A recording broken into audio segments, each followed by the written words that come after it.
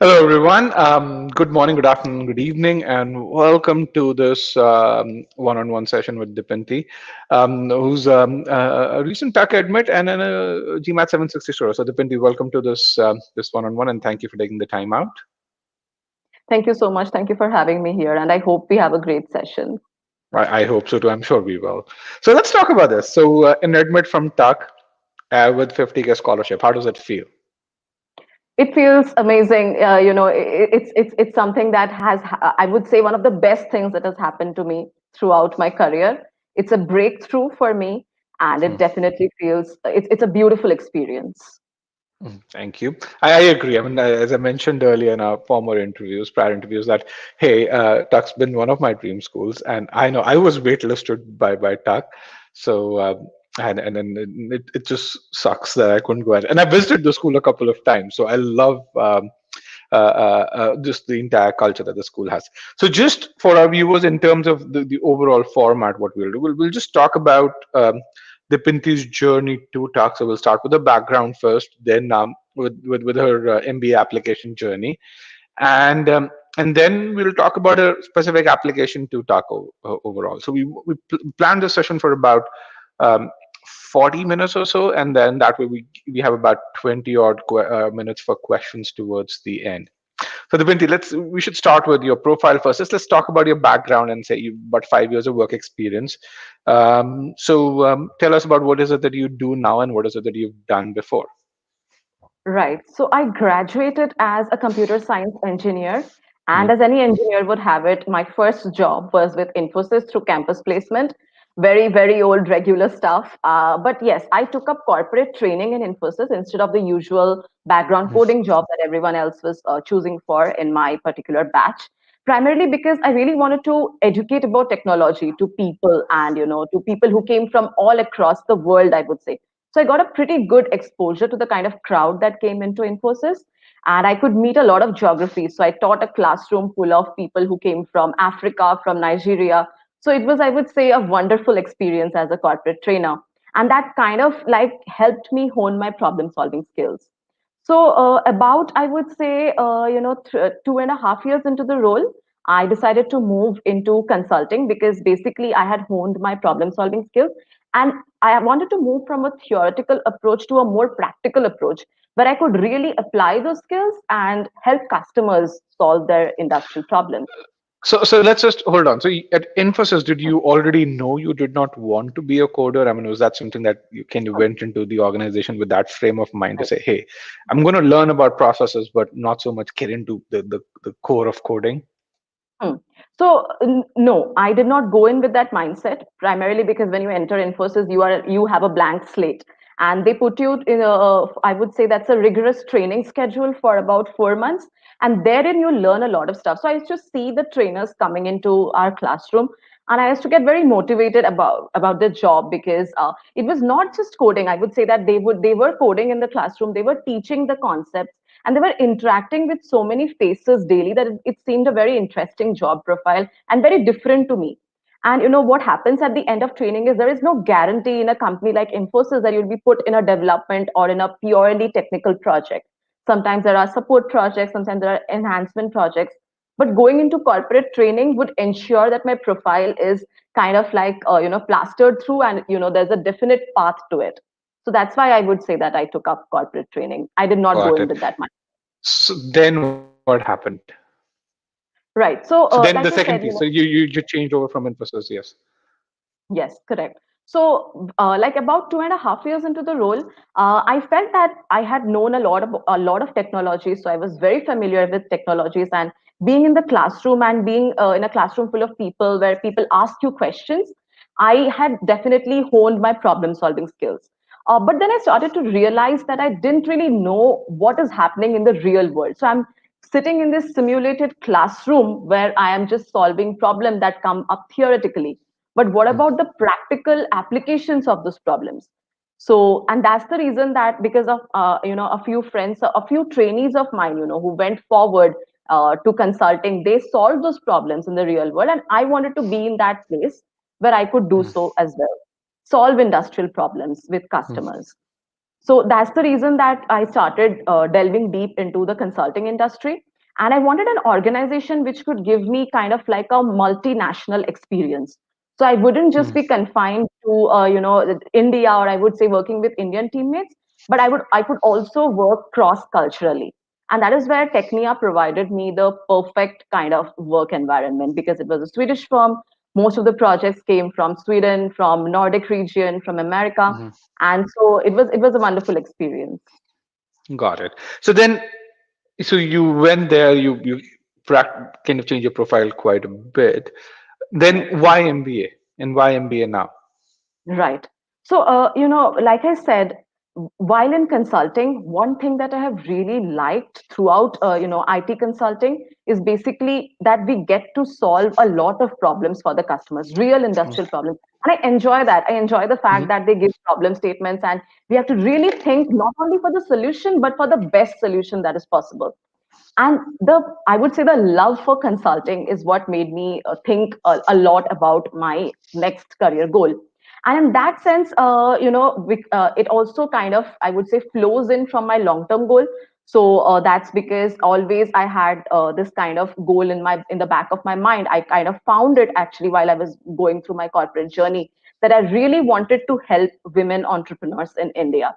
So, because when I volunteered with NGOs, when I started working in Technia, so I understood that, there are a lot of women entrepreneurs in India who have amazing ideas, but kind of they do not have that kind of access to resources or the kind of access to technology that they could bring their ideas forward. And that is where I wanted to start a consulting venture which would help identify these problem areas and then use technology to help solve these problems. Got it. So, Okay. looking at that goal, yeah, So then you started thinking about it. So you took the GMAT. You for the first time you scored a 730. How did you actually took the GMAT twice, 720 and 730? right. So how did you prepare for those two attempts? Hmm. And so let's just go through that process. And how long did you prepare for? Right. So I started preparing in about like November of 2019. So Hmm. that's when I decided that I need to take the GMAT. And I had set a definite time for me that let me give myself about 3 months to prepare. So I started with a mock test and I scored 620 in my first mock without any preparation. This is the So I was official like, mock. no, the GMAC mock. The Yes, official mock, right? right, Yes. right. Sorry, I misheard you. Yeah, so the Yeah. official mock, I scored 620. So I was like, okay, so I need to go for a 140-point increase. And then I decided to take up a coaching center in India. Hmm. So I attended some classes, and for questions, I referred to GMAT Club. Hmm. So that was a huge repository that I had found. But then I really didn't know how to practice. So I practiced endlessly. I practiced CR, I practiced SC, and whatever just came onto the screen. I took my first GMAT in January, and I Of scored, 2020. yes, 2020, and I scored 720. What was the splits, if you remember? It was Q48, and I would say V41 or 42. Oh, Yeah. got it. Okay. Then. Right. So then when I got so yeah, I was getting good, like I would say that, pretty good numbers in mocks. So I took about 2 to 3 mocks before my exam, and I was scoring about 740 or 750 in them. So I was pretty confident that at least I could hit a 740. Hmm. But then 720 was something that I realized that I could do much better than that. And this didn't really sum up my potential. So I again I thought that, okay, I should give myself one more month. It's the GMAT. I have an option of retaking it. So I Hmm. scheduled my next exam just, I would say, 2 days before my wedding anniversary. So I was like, okay, so I'll take the GMAT and then we can go on to celebrate. So I gave myself 1 month to prepare. But again, there was no, I only thought that I have not practiced enough. But what I was lacking is the structure and the strategy in practice, not the Got it. n number of questions that I could practice. So then what happened? You got a 730 then. Right. And And what this was the time, splits then? Do you yeah, remember? so it was Q15 Hmm. and it was C38. Okay. All right. Okay. Okay. So then you did this, and then you said, okay, 730 is enough, if I remember our conversation. And then you were already early into the cycle. In March, you were Hmm. done with the GMAT, and that did give you an advantage where you could apply to schools. So how did Correct. you go about shortlisting schools? Uh, Right. So basically, yeah. So like you said, it was good that I had ended my GMAT early, and that at that time I asked a lot of people. Like I asked people who had been in the industry, and they told me, okay, 730 is it's a good score, and you can take a chance, you can take a shot with this score. With this score, it's quite good. You don't need to take the GMAT again. And the Mm-hmm. also the nation went into a lockdown, right? So Mm-hmm. there was no chance of taking the GMAT again, at least for some time after that. A And couple then of months it was, yeah, there was no option. Yes. right. So I started deciding that which schools I should apply to. Now the primary focus being getting into strategy consulting. So I had to shortlist those schools that were known to be consulting powerhouses or who were like top feeders into consulting. And apart from that, I would also say that the GMAT score kind of matched with the range. So you always see the average GMAT score for each school. So I used to like tally my GMAT score with that particular school, and if it at least came within the range or it was like plus minus 10, then I wanted to shortlist that school. And apart from that, I think it's also like very important. And one thing that I also did, especially for US business schools, is that there are a lot of options, right? There is and there are a lot of peer schools, I would say. So it is very important to understand that where would I fit in. Now, for example, if I take NYU Stern, so it's a very finance heavy school, and I didn't really want to go into that kind of experience, or also live in New York City, which is it's I would say the liveliest city in the world. I wanted a very remote and immersive experience where I know all of my peers. I spend time with them. So that is how I came to shortlist my business schools. Okay, so you shortlisted, and I have the list over Yes. here. Ross, Darden, Fuqua, and Tuck. Were there some others that you were considering that were kind of close in the US? Yes, so I was definitely considering Cornell Johnson. I wanted to apply there. I wanted to apply to Cornell Johnson, and I would say, yeah, that was pretty much it. I mean, with my GMAT score, I think these were the schools that were kind of like the best fit that I felt for me. Okay, so let's kind of draw timelines. So this is 7:30. You already have it. You already you thought you were done with the GMAT, Right. and then you started applying to Right. schools. So let's kind of chart a time then. Which school did you apply to when? And then what was Hmm. going on in your mind as you kind of applied to these schools? Right. So, it's very important that before we apply to schools, it's very important to build that network or maybe have someone to guide you in the process because it's a very new process. And unfortunately, I really didn't have that person who could at least tell me, this is how you should approach the essays or this is how you should tackle a school. So I asked around, I really networked a lot. I reached out to a lot of each school's students, but one thing is that I wanted to get in really early. So I know that there was an advantage of applying early. So either in early action or in round one. And that is how I knew that there are two schools who gave this early action kind of benefit. Three schools actually, including Columbia. But yeah, I took up Darden and Fuqua because those were on my list. And I Mm-hmm. decided to tackle Darden's application first because the deadline was soon approaching. And I started writing out my story, framing the story that I had in my mind, my career goals, my career path, and then framing it right for Darden. So Darden has this short essay answer question. So I would say that writing down my story and the career path that I have been through till date, plus whatever skills will help me for MBA. So that kind of really worked for Darden or Got while it. tackling Darden's application. Okay. So Darden was the first application. Which was the second? Which was the third?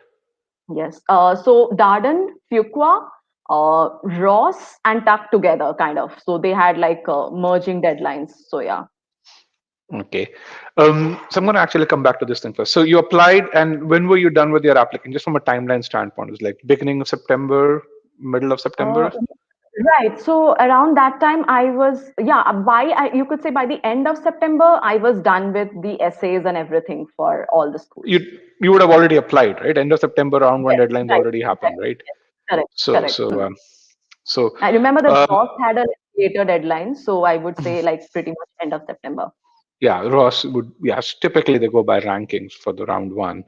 So Hmm. so so so Ross was, so then so this was there. So then you started hearing results from these. So you got interview invites from all of these schools. Yes. And then you started hearing results. What were they? So let's talk about those. Right. So the first result was Darden's, the first Mhm. application of mine, and Mhm.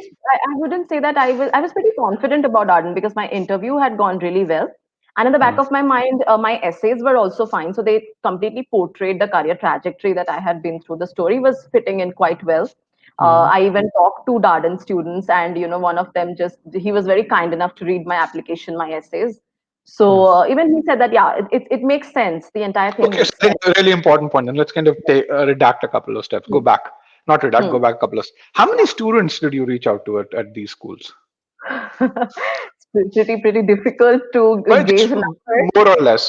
It was it Uh, fewer than 10, more than 10, right. So per school, I would say 4 to 5. 4 to 5. How many did you talk to? All 4 to 5. Okay, so you had 100% hit rate. You would reach out and people would say, "Okay, we're available." Yeah, so I was like, I used to frame an email and then just start shooting emails to people. But yeah, one thing that I did was like I sent emails to people who were of the targeted career path that I was aiming at. So consulting club people, and then Tuck has this center for digital strategies. So I used to email people from them. But yeah, So I you had did reach out to a lot. 100% hit rate. You should open a dating website. I mean, what are you doing going to a B school?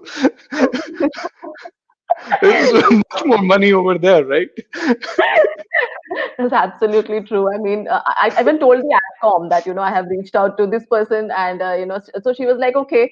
So I gave you specific examples, and then she was like, okay, so how many people have you reached out to from Darden? So I was Hmm. like, okay, so roughly maybe, 5 to 6. And, I think entire Darden, at least they know my name because I've reached out to Hmm. them on LinkedIn. Okay, got it. Okay, Right. so you said folks from Darden, they one of them you said they reviewed your he or she reviewed your essays, and then what did they say? Let's come back to where we were. Yeah, so Darden has these short answer type questions, right? So there's Mhm. a career goal question. There are two questions on what kind of impact you have made. Mhm. I can't remember the third one, but yeah, they're very short answers. So they're Mhm. like 200 words, 200 words, and 150 words, and something like that. So he read through them, and so I think first he told me that, okay, so one of the answers was not very correct. Like it didn't seem that this is the impact that you made. Why don't you Mhm. just rethink and write? But for the other answers, he told me that, it's making sense. Got it. What come through from the essay is that at the end of the essays, they should have a clear picture in your mind that this is why the person wants to do an MBA, or Hmm. a data MBA specifically. So then you said Darden was the first school you heard from. What was it? Waitlisted Waitlisted, after the and say that after the interview, and the yes. same thing happened with both Ross and Fuqua. Same thing. Right, right. So let me tell you the experience of Fuqua, because I would say it was very different from the other schools. So Hmm. Fuqua was, I would say, one of the schools that I really looked at, Hmm. specifically the team-based culture that they have. So that really appealed to me. I spoke to a lot of people from Fuqua, and they were very friendly, right? So Hmm. I was really looking at Fuqua, and I had a great interview. So I kind of connected with my interviewer, and she even sent me an email the next day, saying that, I'm sure that you'll achieve your goals, and some sort of in vague languages. So I was very optimistic about Fuqua, and I was quite looking forward to it. But yeah, I received my Darden results. I was waitlisted. So Fuqua was next. It was due after about 10 days, I would say, and I was sure about Fuqua. I was 100% sure, and then I was waitlisted again. Hmm. Just shows how competitive the cycles have become. It Okay, is. because I think the interviewer thought you would get in. That's why. Yes. Hence. Okay. All right. And then the same thing with Ross happened, right? Right. Yeah. Okay. So And then I this was is where what time? Let's kind of go on a timeline. Where are you right now? Which month are we in? October. October end. By October end, I got Fuqua results. Okay. So Right. Darden and Fuqua were there. Ross wasn't still there, and so the Dipinty is there. 7:30 wants to do an MBA. What is she thinking? So yeah, at that moment, I think I sort of like tried to introspect that what was going wrong. Because I mean, two schools had waitlisted me, and yes, like I said, Darden allocates a waitlist manager. So I had the fortune of like connecting with her. So Hmm. she was a member of the AdCom, and they sent this emails to connect with the person specifically. So she sent me an email, and we scheduled a time for about a 15 minutes chat. And then within the chat, she just told me that, okay, so about your application, I don't have any specific feedback. Like a lot of things are there, but they're like average. So nothing in the profile specifically stands out. So then she told me that, Indians typically who apply, they have a higher GMAT score. But your So she GMAT score, hinted. yes, She yes, hinted. definitely, Okay. she did. So she was like, Okay. okay, you have a 720, which is not a bad score, but then, Indians do have like high scores. So she was like, okay, you can give a shot at GMAT, but I'm not sure whether it will help or not. And then she also like, they give some sort of homeworks. So they give an essay to write, something extra if they want you to, they want to really see whether you want to come there or not. So she told me to write an essay on why Darden. Got Uh, it. yeah. So then So you said, okay, you've got to improve the GMAT. So then yes. how did you approach that? Yeah, so that time I decided that because there was nothing that was out of the ordinary in the application, but what was the one factor that I could change, because I couldn't change my work experience or my undergrad. I could change my GMAT score. I could make it over the top and I could really make it above average.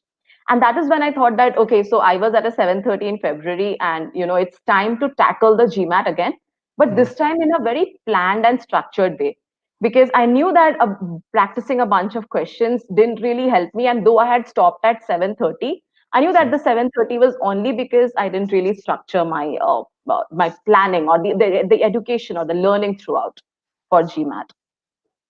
Got it. So So then, yeah, how did you approach it then?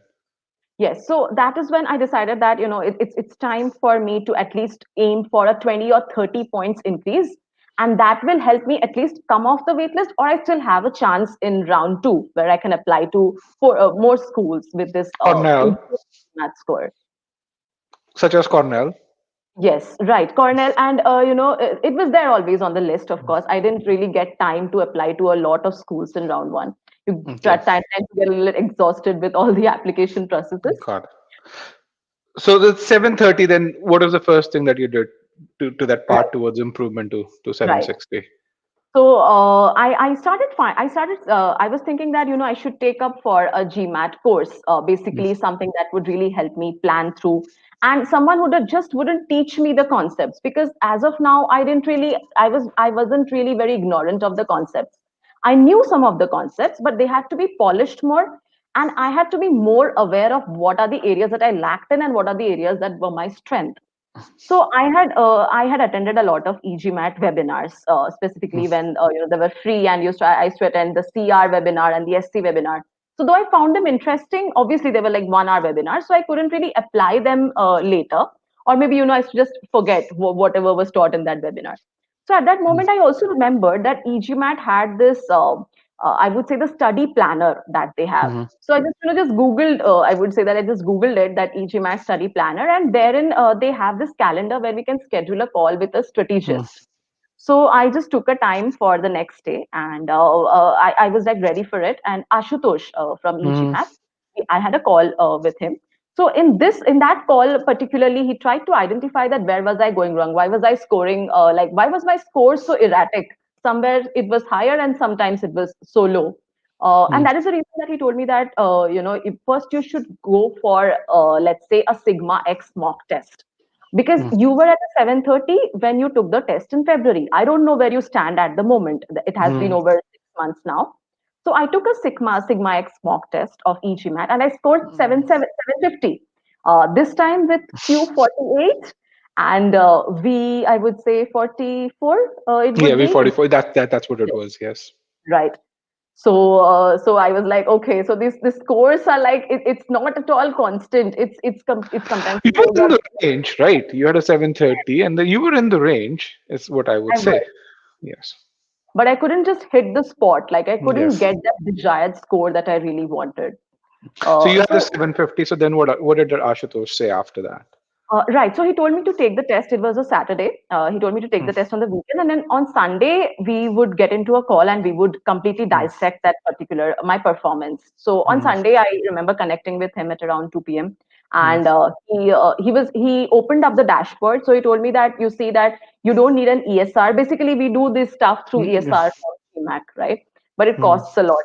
So he told me that, okay, so you can see the analysis here, and I will tell you like which are the areas in which you really lack and which are your strengths. So he told me Hmm. that you see SC, you have just kind of like breezed through SC, so you Hmm. don't have to worry about SC. But look at Hmm. CR. So I had taken, I could see from the analysis, I had taken about 3 to 4 minutes extra in a CR question Hmm. and I had gotten it wrong. So it kind of showed that I was really lacking in critical reasoning in the Hmm. verbal section. RC and SC were completely okay for me. Hmm. And then when I came to quant, so basically quant was like 48. So a lot of sections had conceptual errors from what Hmm. Ashutosh said, like number properties, right? Basic questions like which required applying basic concepts, and then the answer would have Hmm. automatically I would have derived the answer. So I got Hmm. that wrong as well. Probability, permutation, and combination. So a lot of those critical areas where I needed to improve, they were like severely lacking in quant. Hmm. And verbal CR was the only. So he told me that your CR is in a very dangerous position. So you just got these questions right, and if you had gotten even one wrong, then your score would have tipped to a Hmm. 720. So that is where I understood that building the concepts and going through the concept files again is the only way that would help me forward. So you had three areas. You had number properties, you had the advanced topics course, which is PNC probability, and then you had critical reasoning. So what is the sequence that you went through in this? So I tackled quant first. So Okay. yeah, so first of all, let me tell you that I told Hmm. Ashutosh that I want to go for an e-GMAT plan. So he suggested a 30 days plan for me because I didn't really need to extend my plan further and I could Hmm. take my GMAT after 30 days. So he said that let's target 30 days. You take a mock after 15 days Hmm. and note if there is a significant improvement. And then after that, you know that you're ready to take the GMAT after 30 days.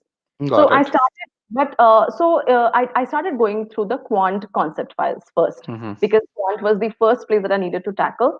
So the Hmm. quant concept files, I started just sequentially. I started with number properties, and I Hmm. used to, but I thought that this is a time when I need to give more time towards preparation because I didn't really have a lot of time left, and I Hmm. wanted to polish my concepts.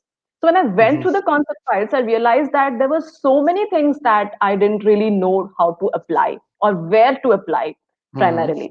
So that was, I would say, so I first started with quant. I went over to number properties, geometry, algebra. I finished quant, You did and everything, even things that you didn't recommend that you do. Okay. Okay. right, I Okay. didn't really want to leave anything to chance this time. Okay. And then next, I went on to CR. So I Hmm. would say that I didn't do SC and RC because I didn't really need them. But what he advised me was that I should go to Scholarinium and I should practice the hard questions, Hmm. specifically applying the filters to SC, to RC, and only the hard questions because Got medium questions I don't need them. it. Hmm. So with that, and then Hmm. you'd already studied for the GMAT twice prior to this, so you learned quite a few things. What were the things that were different, that were new Hmm. things that you were learned as a 730 scorer, Hmm. um, that you learned while when you went through this process? And then number one and number two, as you were going into the exam, how was your mindset different this time? Right, right. So, yeah, I would say that the new things that I really learned, like I said, I didn't really know where to apply the concept. So, for example, a very simple thing, Hmm. let's say that even plus even gives even, correct? Hmm. It is one of the number properties that we use. Now, Hmm. we know this, right? If you ask even a child in school, he or she would know that. But Hmm. whether we should apply that to a GMAT question or not, and how can we apply that, or where to specifically apply that, that is, I think, was missing. So when I went through the concept files, I came to know a lot of these nuances and these niche concepts that somehow I had missed while studying. So I used to Got it. use the shortcuts and trick tips and tricks to come to the answer, but the structured process is what helped me in quant and pre-thinking in CR. So like I have discussed in my GMAT interview also, it would be a lifesaver. So I have a couple of friends my who have also enrolled in e-GMAT, and the one thing that they say that stands out is the pre-thinking approach because it really helps us tackle the difficult CR questions. Got it. I think And there are a couple of questions which are relevant. Atre, if you can share the interview, the GMAT interview, the debriefing interview as well. But yeah, carry on, Dipinty. I'm sorry. right, and no, the second part of your question, like what was Hmm. the mindset when I was Mindset, yes, yes. yes, I would say that it was a very different kind of confidence that I felt because I felt that I had done things the right way this time. I hadn't practiced just blindly going forward any kind of question that came on Mhm. screen. I knew the process. I knew that any kind of quant question that came on screen, I had to go through the step by step process. And though in the initial moment it does feel like it takes a little bit of time, but I would say that actually it gives the right answer, and that improves the accuracy in quant by a huge proportion. So when I went, I would say that it was a very confident mindset that I went through, and I took it amidst the pandemic. Like it was, yeah, the pandemic situations. There was like very strict checking in the center with masks and everything. Mhm. So I was a little like afraid of that. But I would say that taking the exam, like taking the mocks at home with the masks on, that really helped. And then I thought that okay, so I should just remember my process, remember my strategies, and go through the questions. And then when I clicked on submit at the end, I saw a 760, and it was the best moment, that exhilaration that I hadn't felt ever. Got it. So you now, and I'm glad 760 is an excellent score. And I see some questions about Indian and 760. We'll talk about those questions in about another 15, 20 minutes or so.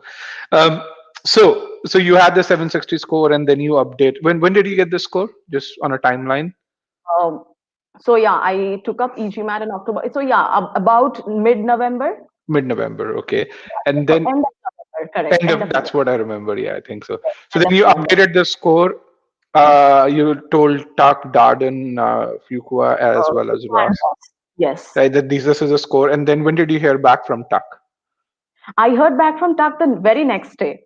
So yeah, Ross results were due the next day. So I Hmm. wasn't like very confident that this score is gonna make a Hmm. huge difference, because anyway the result would have been like decided. They've already been But decided, yes. yes, right. So but Tuck wasn't due for another 10 to 12 days. So there was Mhm. still time, and they were still sending out interview invites from what I could see on GMAT Club. So Mhm. a few people were getting interview calls also. So I wrote to Tuck on the same day. I reached home, and the first thing that I did was open my email and send scores to every business school. Mhm. So I heard from Tuck the next day, and it was a very positive email. So they wrote to me So that just I want to add some context over it. So I mean, they still had not received the official score from MBA.com. They no, just they had had, an email from you yes, and the unofficial scorecard. and the So unofficial scorecard, yes. I sent them the photo, the Mhm. scanned copy actually, and I Mhm. wrote to them that I have taken my GMAT again, and this is the updated score. Mhm. So I wrote to them with the breakup, and they could see it Mhm. in the picture. Well, I heard from them. It was a very positive email that congratulations on your wonderful score. I still remember it like word by word. Mhm. Congratulations on your wonderful score, and we'll definitely weigh in on this Mhm. while delivering the admissions decision. All the best. Okay. But So did you get the same email from Ross or from any other school? No, I got an email from Ross that hi Dipinty, thank you for the update, and I think that we will add this code to your file. So it was a generic email. It was a generic email, but um, that positivity wasn't there. The Yes, optimism wasn't there in that email. it was Okay. there from Darden. So yeah, if I remember correctly, I updated my waitlist manager with that Mm. particular score. So because in Darden we usually send updates to waitlist manager, and she wrote back to me saying that congratulations on your improved score, and I wish you all the best with the ongoing process. Got it. Okay. Perfect. Sounds good. So when you got that, and so then let's talk about the Tuck Admit. So when did that come? It was on December 9th, I would say. It was December 9th evening in Mm. India. And it was at 6:30 p.m. So I knew that TAC results were due, but they had told us that everyone would get a portal update. So the Mhm. portal would be updated on December 10th Mhm. at some time that they had given, and we needed to Mhm. check that. So a lot of us, like we Mhm. formed this chat groups in GMAT Club. So all Mhm. of us felt that there wouldn't be any calls, and there Mhm. wasn't any anticipation of a call either. But I got a call, and then the person on the other end said that I'm calling from Hanover, from Tuck, and I want Mhm. to know that you are the first person that we are calling today to let you know that you have been admitted to Tuck. So I just screamed on the phone, and I thought for Okay. a moment that she was scared, but yeah. And she told me that any scholarship information would be updated on the portal next day. Okay. So that's when you got the 50K scholarship from there. Perfect. Sounds good. So let's talk about the essays. I think this is a good time to transition into essays. We're running Hmm. about 8 to 9 minutes behind so that we can then address the questions that we have. So, So let's talk about the application. So the three distinct questions I want to talk about. Um, Hmm. so the first one is Tuck students can articulate how the distinctive Tuck MBA will advance their aspirations. Why are you pursuing the MBA and why Tuck? I think we talked a bit about it. Anything specific that you want to talk about for this particular question?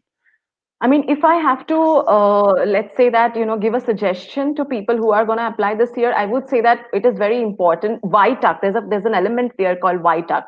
So Hmm. why are you pursuing an MBA? It definitely has to flow in from your career trajectory and has to Hmm. sort of build up from your long-term and short-term goals, right? But like how the MBA will fill in the void that you have.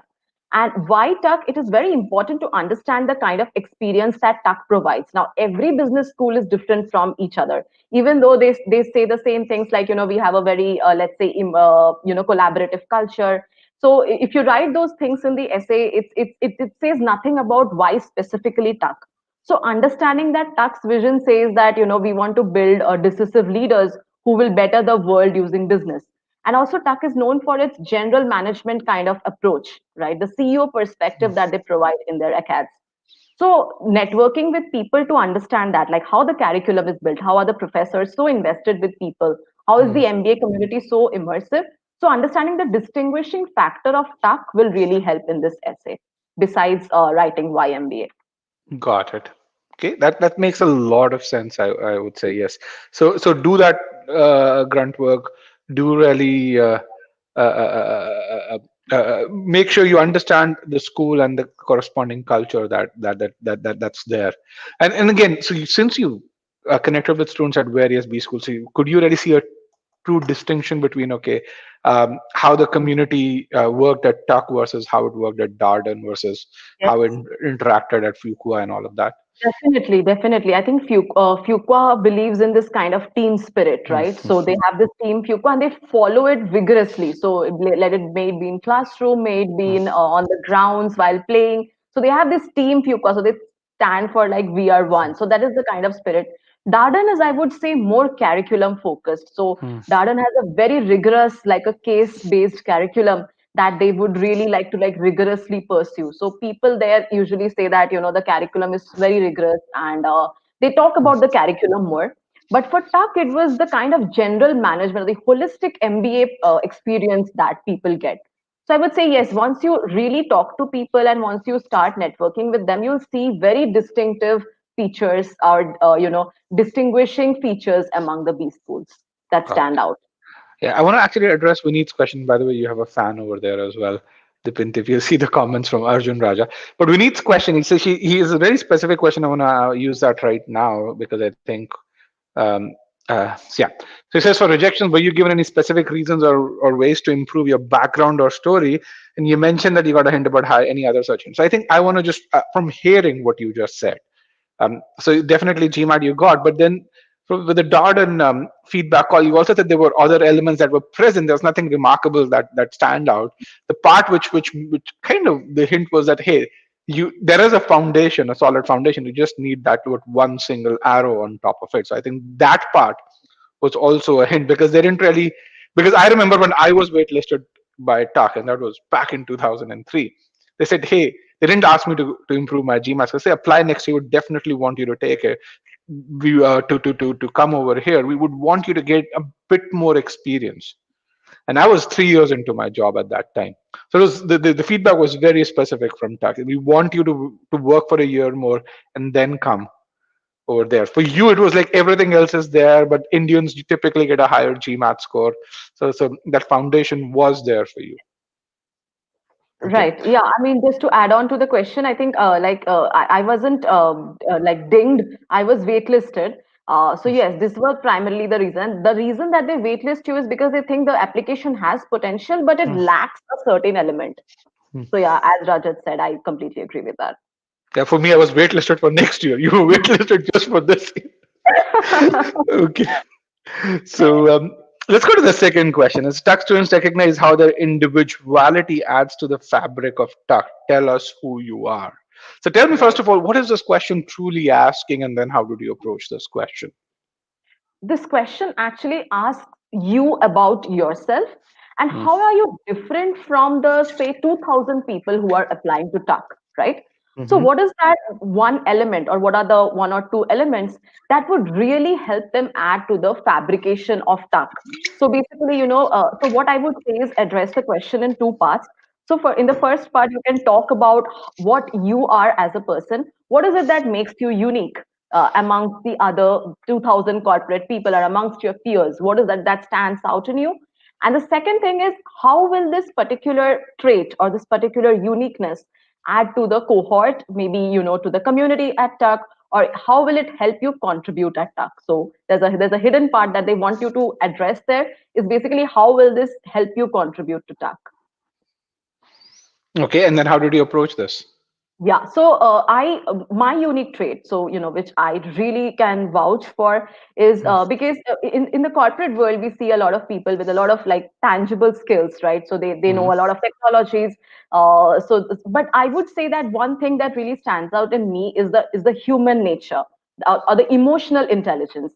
And I would say having a perfect balance of what is needed, or what kind of IQ should be applied, and where empathy and kindness should also be brought to the table, because that is how you should deal with people in organization. And your IQ can only get you so far, but it is the human qualities that will get you forward with people. So We I think work I together, right, as a team. So human qualities allows us to take people along. Yes.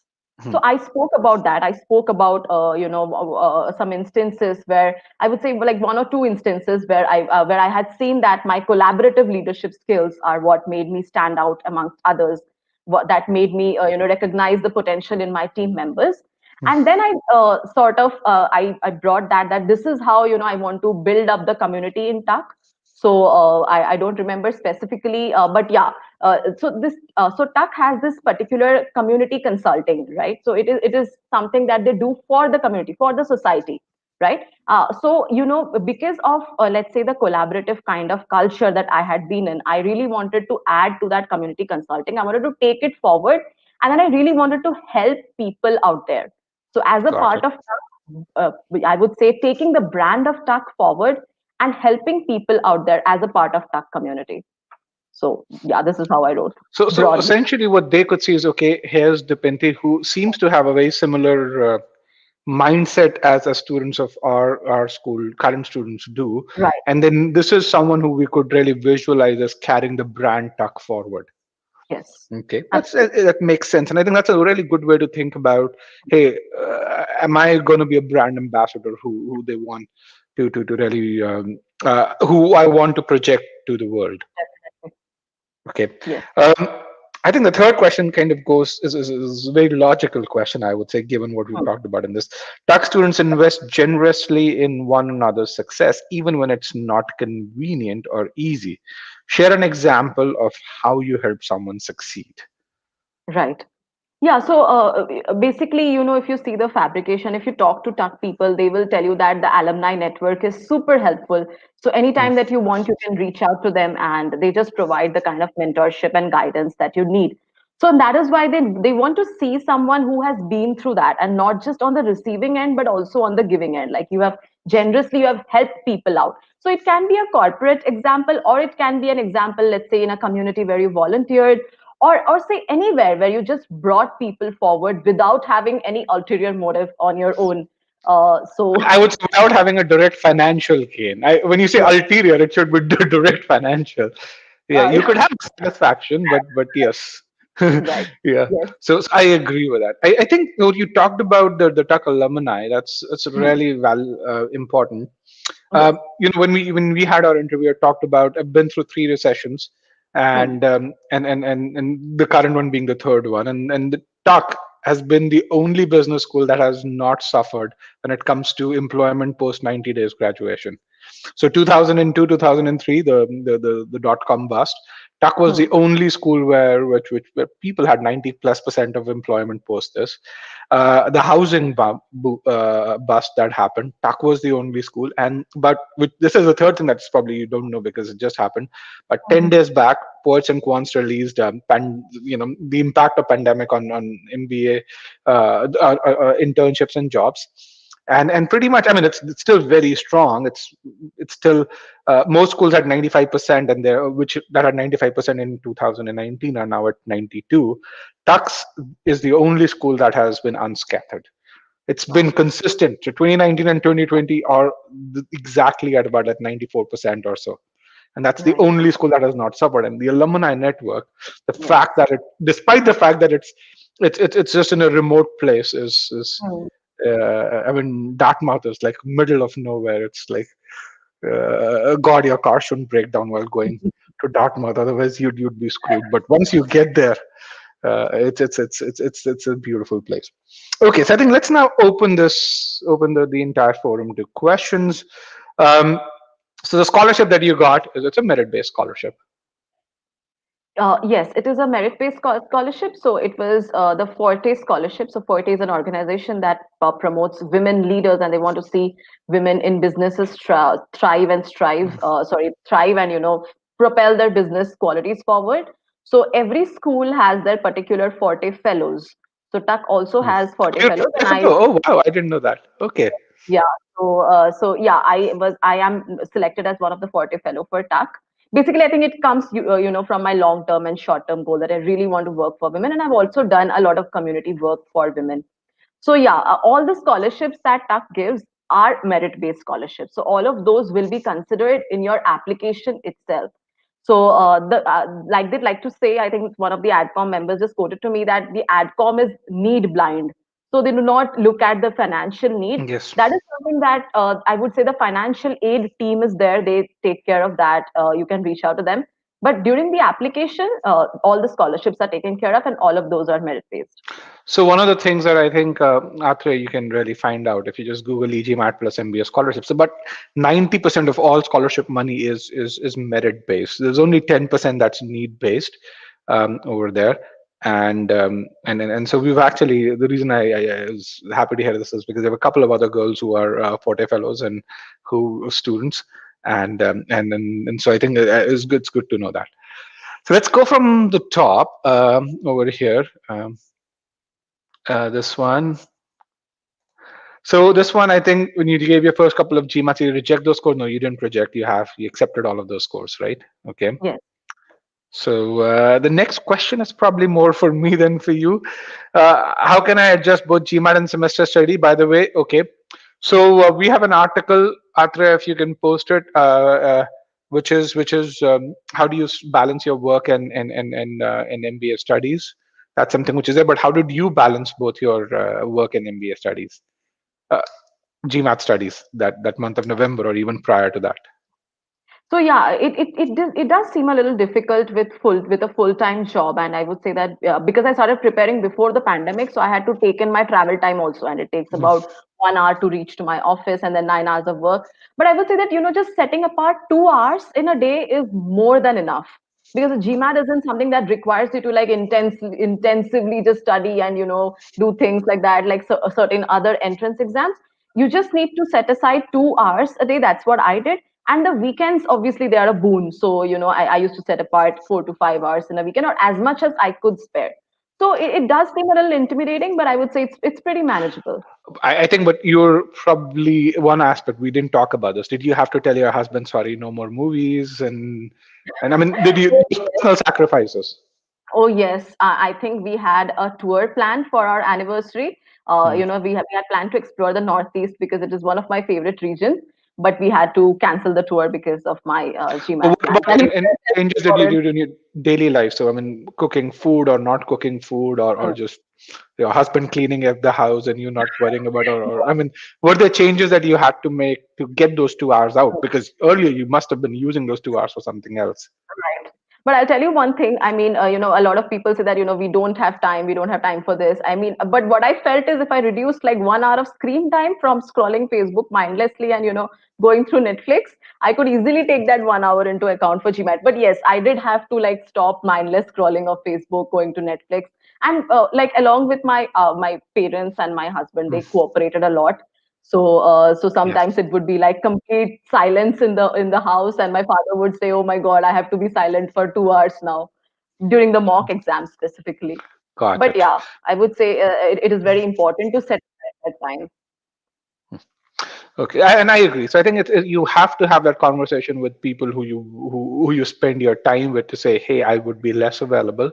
It's really important that you understand Yes. that, because this is important. I know when I was doing my GMAT preparation, I had that conversation with my friends.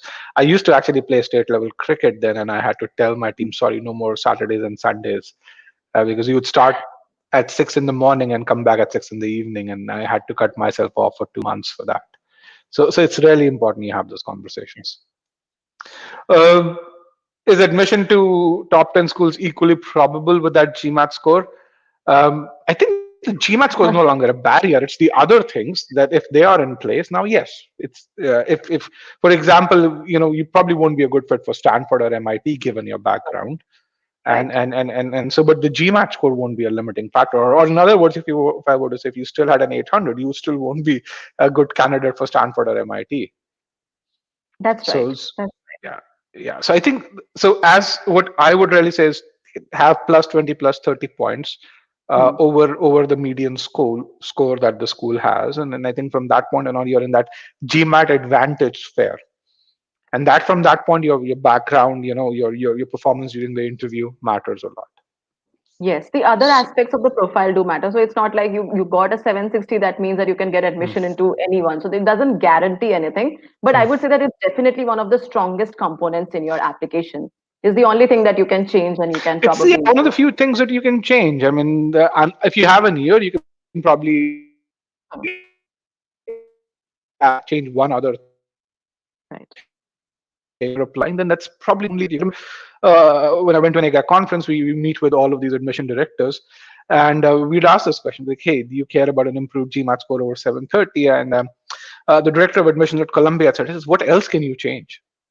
Like, why would you, if you've been waitlisted, why would you not take the GMAT and improve? Because there's nothing else that you can do truly." So, do Indian techies have a tougher fight than techies from other background? What do you think? I would love to tell you no, that that no, it is always an equal fight, and we are fighting in an equal world. But that's never the case, my friend. Hmm. It is very tough for us, specifically because I think a lot of AdCom members Hmm. do have this kind of mindset that what we do in tech sector is just we write a bunch of code. So while they think, so I wouldn't also blame them. So while they think that we are very good technically, we are very strong, they wouldn't think that MBA is the right career option for us. So we wouldn't make good managers, but what we would probably make is like good techies, right? An architect or someone who's technically very strong going forward. So they have this kind of mindset that whatever we do is writing code and all of these things. And that is the reason that yes, we do have a tough time to compete. And the second thing is that we come from a very competitive pool because I think a lot of Indians are into technology or into the IT sector. And maybe your reasons are genuine, maybe my reasons of doing an MBA are genuine because, but believe me, there are people in India who contemplate the fact that, okay, so I am bored with my career. Parents are telling me if you don't do an MBA, you'll not get married, and then they'll go for MBA. So you're fighting with those kind of people also. I So agree. I think it's also the general stats. I mean, there are lots of, think about it, just from a statistical standpoint. There are about 32,000 people who take the test from India. So Indian citizenship holders actually take the test anywhere in the world, but I mean, 80% of them actually reside in India. And when you look at the class size in any school, 40% of them are international, and of all the international people, in most schools you have Indians are about what 20% of that 40%, so about 8% of all class size are so this, and Indians are a disproportionate number of those, and out of Indians you have Indian techies. If I were to give a parallel example, and Atra, if you can Google this, so Halima, I was talking to you about the other one other student who was a Forte fellow. Halima is one of our former students. She's a Canadian, African Canadian. She has a 690, and she got a full ride, I think, from Tepper with a 690. So and then that's again because she comes from a less competitive pool. She's a woman as well. I mean, that's why the Forte Fellowship over there. So, how did you prepare for in the earlier attempts? I think we talked about it. So, in the interview we had there, um, how do you prepare for the verbal section? I would say take a Sigma X mock, figure out your weaknesses, and then go from there. The way the Pinty did. and I think that's something which is where that's really important. This one's more for me. Ritin said, he said joint e-GMAT but no mentorship, like she's mentioning by Ashutosh. Yes, so we don't offer mentorship as a part of this. I mean, think about it this way: that mentorship is for us a formal mentorship, which again even Dipinty didn't get, is about $1,000 of investment, and it's an R&D expense for us. It's not a part of the offering. It's an R&D expense that allows us to get insights which go into the product over there. So the reason why Dipinty got that call from Ashutosh was because she was in that 720-730 bracket. The feedback that she needed was very, very specific. A general study plan, a general personalized study plan would not do for her. If Dipinty were at 620, she probably would not have gotten a call at from Ashutosh, because again, there the recommendation would not have been as specific as as um, as this. So get into that zone and really say, hey, I'm in that 680 to 710. Help me get forward, and we will come. We will really come back and help you get there. Even though we didn't charge you anything extra for that, Dipinti, right?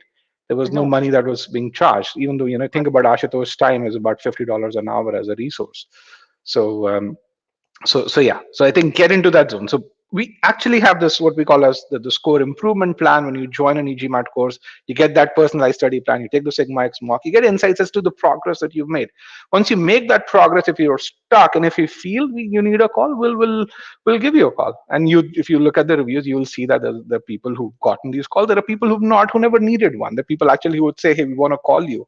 There are some people who would say, want to help you get there because you're stuck at 720, and they say, no, I know how to figure it out, so don't worry about it, just tell me what to do.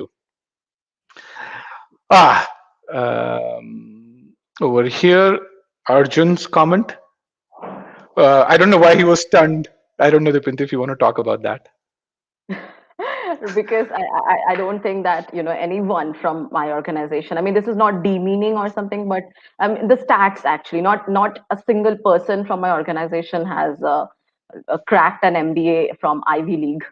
So I would say that yeah, maybe that's the reason he was stunned. But maybe Arjun, I'll talk to you later.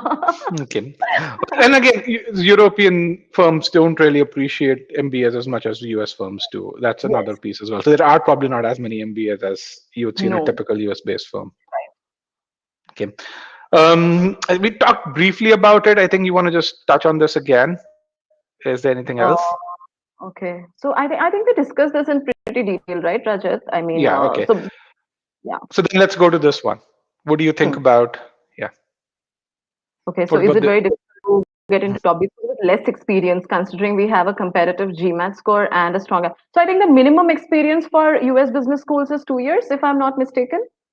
Eh, Uh, At bare minimum, it's 2 years. 2 years right. is also on the lower side. But it's not the number of years. It's about what you've Yes, done during correct. those years. I mean, it's going to be very difficult for anyone to show considerable leadership progress or personal progress if you don't have 3 to 4 years. Hmm. That's right, because they ask a lot of behavioral questions in the interview. Tell me a time when, let's say that your ethics have been questioned, or tell me a time when you had to give feedback to a person that was specifically negative. So all of these scenarios may not have happened to you within these 2 years, and it hasn't happened to a lot of us within 5 years as well. So yeah, I would say that but in case of 2 years, like it gets very difficult to narrate even one of those scenarios. So it's like high time you get some substantial amount of responsibilities into your experience and then apply. That will make the application much stronger. Yeah. So on the flip side, what I would say is it's not just 2 years. For example, if you're running your own business and you'd shown considerable growth, then 2 years would be enough. But by the Yes. way, then you probably would not be going for an MBA. Uh, or if you've seen that, so it's not so much the number of years. Numbers of years is a proxy for a deeper meaning. In the same way, a GMAT score is a proxy for a certain way of to think logically, and so you've got to understand what it is a proxy for. We talked about merit-based scholarships. Let's talk about this one. Did you approach the interviews differently for different schools, and how was it? Yes. Yes, this is a very good question, and I That's think a great yes. question, I would say. Yes. Some part of the interview is definitely the same. For example, who are the first question, right? Tell me something about yourself. Every interview invariably starts with this question. So this obviously remains constant. So you have to fix yourself an elevator pitch that works in your case. Tell them about your goals, about why MBA a little bit, like however it works for you. But then the questions when they move into the school perspective, right? So there is always this question like why Darden or why Fuqua, or even I would say that deeper questions like if you are in Tuck, then what would you make sure to, let's say that what would you do to ensure that your legacy stays on after Tuck? So this type of questions means that you need to do your homework well. You need to delve deep into the school's literature. You need to talk to people. You need to understand what the school tries to get from you. So yes, the interview, some part will obviously be same, your career goals, why MBA, some behavioral questions even will remain the same because scenarios you will have that are almost equal. But for the school specific question, that's very, very important because if you miss that up or if you screw that up somehow, then that is, I would say, one of the major components of the interview. They want to know why you are choosing that particular school and they are very selective about it. They are very conscious about I think it's if I were to really just say it, if you were to draw a parallel, it. and let's say you had the option to interview with Google, Facebook, and Apple, you should have a specific answer to why Google, why Apple, and why Facebook, even though you may be going there as an algorithm designer or as a hardware designer. Then you need to have specific answers to it that should be mated to the paths that these companies are taking. If you don't have that, then I think so. Think about it with that as a framework. So I think one question that I have, Dipinty, is so you married, your husband lives in with I mean is in India. So what is he going to do when you go to Tuck? So We've we just talked about it. I mean that personal side of things. Yes. Yes. So I think we have planned it out in this way that because right now the situation is, of course, a little dicey until and unless I get a job. So though I am going into Tuck, so I don't have a lot of worries, but I would say that we still have a lot of liabilities in India. My parents do stay with us, and Mm, the single child, so he has to sort everything out. So he'll be staying with my parents in Pune. mm. And he's going to continue in his job. So he has an aim of retiring early, and he wants to quit his job by 2023. So that is his Okay. target. And so he has given me an ultimatum that you have to get into a job because I want to get rid of 9 to 5. Okay, that's good. That's a very good situation to be in, I would say, both for him and you. Yes. So That's we good. both That's get a dirty. I love the corporate world. I love this, the meetings and everything with managers. I love the corporate, and he doesn't. So I would say okay. that's a perfect So harmony. he's a more creative person. Is that No, what it is? he loves like investing. So he wants to Oh, do yeah, things we on his talked about it. Yes, he loves investing. he So loves he's investing. gonna kind of be his own entrepreneur, kind of doing that. Correct. Self proprietors, like those kind of. He wants to take up. Like he's even like he's very good technically, so he would like to take Mm, up jobs, but then he doesn't like sitting 9 to 5 and then doing whatever the manager asks him to do. got it. Okay, let's talk about this one. This is an interesting question. Mm. Did you send your SS for review? And we talked about to one for Darden, one of the alumni, one of the current students did that. But Right. that's yeah, So yes, I mean, I did reach. I mean, you just cannot ask them that can you please review my essay. So it has to like flow in through the conversation. For Darden, I knew that particular person. So I knew him because he was from Odisha, and I knew him personally on a personal front. mm, So that is the reason that I could ask him to have a look at my essay. For Ross, there was also someone who helped me, who just gave an overlook to my essay. But that person I had met through Ross networking. But then when I was talking, he himself told me that, okay, so would you like some help on your essays? Like, would you like me to have a quick look at them when you're ready? So I said that, yes, that will be like really great. But I would say that even if you want them to review, don't just blatantly email them that can you review my essays. Yes, not the alumni. Basically, I got the current students to do that for me. I think they are in a better position to help you out rather but than did from every school was there? Did I mean so? no. For example, from Talk, were you able to find someone who would take the time out and review your essays? I know we talked about Darden. Yes. So for Darden, because I knew the person, and Ross, because the person himself mentioned on call, and yes, I took up the opportunity. But yeah, Attack, I did not do that. I just Got it. felt weird asking people that can you review my essays. Usually they're really busy MBA students. So yeah. Yeah, I know. I can imagine that they have to worry about they have their loans and jobs and so so Yeah. you says with 1 year of working experience, should you consider MS more than MBA? I'd say yes. If you want to just do it now, yes, consider MS more than MBA if you have just 1 year of work experience. Just remember what you're going to get from an MS versus an MBA. They're not the same. Hmm. The peers would not be the same. The kind of jobs that you would get, the career your progression is not going to be similar. But again, the people who do the MS and 3 years later they do an executive, or 4 years later they do an executive MBA. So just chart that path out the way Dipinty has. Okay, let's talk about, there were a couple of other questions. I think this one is a really good question by Vineet, and then I have seen a really good question by Akshay. So yeah, so Right. So, what kind of other activities built your profile? Yeah. So, I would say that extracurriculars, they are very mm, important. So, I remember that I was attending a Duke admissions webinar, and one of the admissions committee members, she said that so when they get an application, they mm, just go to the section where it is mentioned extracurricular activities like your mhm. volunteering or some other awards that you have won. And she was like, if I see that blank, then that's a huge turn off for me. So you can understand the That's kind of Darden. You said Darden, right? no, Fuqua. Fuqua. Okay, yes, Yes. Fuqua. Okay, So I carry was on. attending Yes. the webinar. So yeah, and that's what she said. That first of all, they move into the extracurricular and the leadership section where you have Mm, to mention your volunteering experience or your awards that you have won.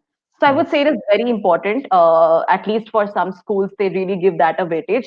And if you have that, then you get brownie points for that. So there's nothing to lose.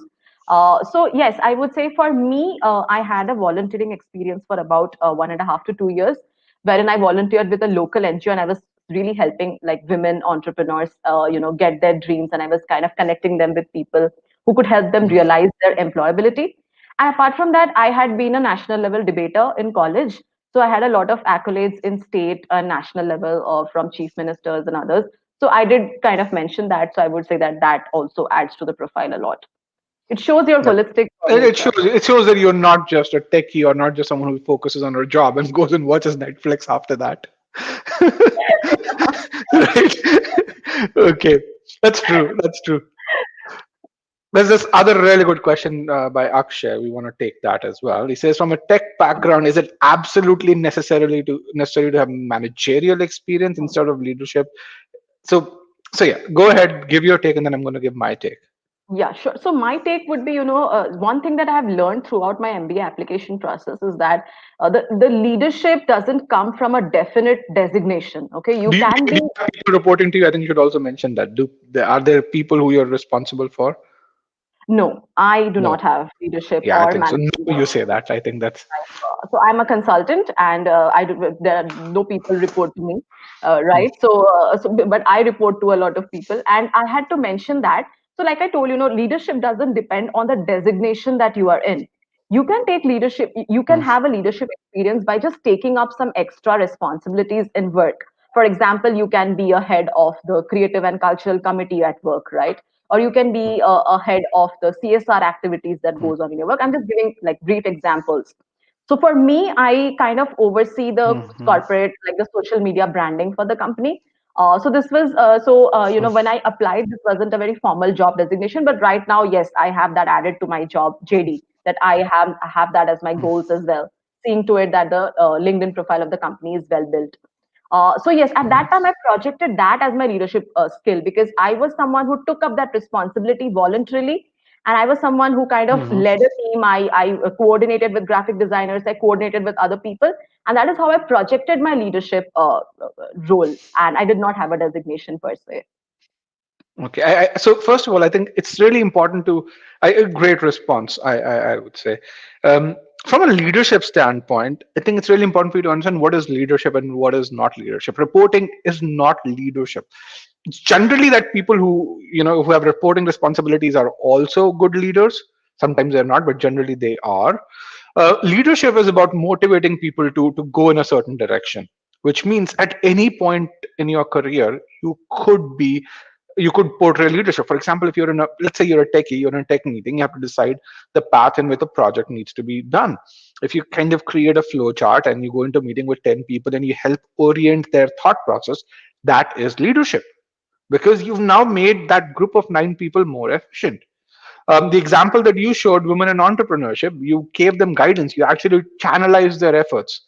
That is leadership. That's a huge way of depicting leadership. So I think it's really important to understand what is leadership that these schools are looking for. And so, Atre, if you can share this, co-authored this article about a decade back with Poonam.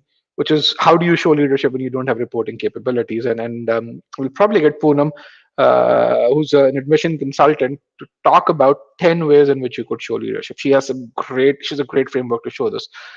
But Atreya, if you can share this article that I shared with you on Teams just now, that would definitely help. Um, Letter of recommendation. So, Bhushan says, how did you go about doing it?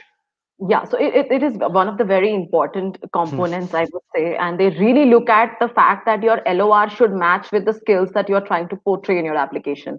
So Hmm. if your application says that you're more of a people person and you like to work in teams, and then your supervisor says that, okay, she's more individual oriented and she's not team oriented, then that's a perfect contradiction, right? So LOR, I would say the best combination for if there are like two LORs, then it would be your current direct supervisor plus your previous direct supervisor. That would be the best combination that you could get. I did that. So I reached out to my current direct supervisor, and he was quite helpful enough. And my previous direct supervisor, he's an MBA himself now, so he could understand my situation. It's very important to coordinate with them that what is it that you want to write in your LOR. So you can just give them some bullet points that, let's say, these are the particular qualities or traits that I would like to project.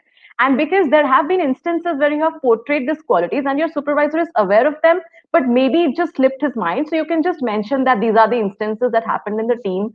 And you can see that how I portrayed my skills through those. So I think the key piece which you're really trying to say is think of your application as a set of gears where essays is one component, the GMAT's another component, your LOR is a third component, and those gears need to be in sync. And that's where it's really important to make sure that you get people who know you, and which is where you talked about your current supervisor and the former supervisor because both of them Right. know you, Hmm. and Mr. Raja also seems to know you, who was here. The other thing which is really important is to really talk about these are the qualities that I think I have, and this is what's going on in my essay, so they can make sure that LOR part also reflects those qualities.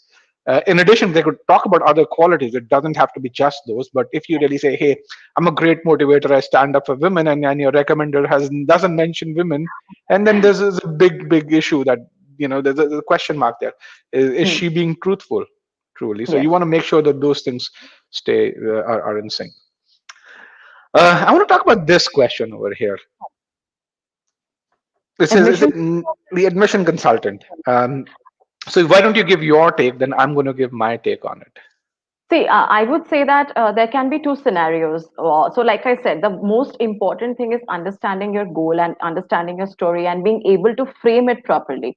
Now, there are people who do not really have like great writing abilities, or they do not have that particular, the cohesive kind of ability that would bring the story together.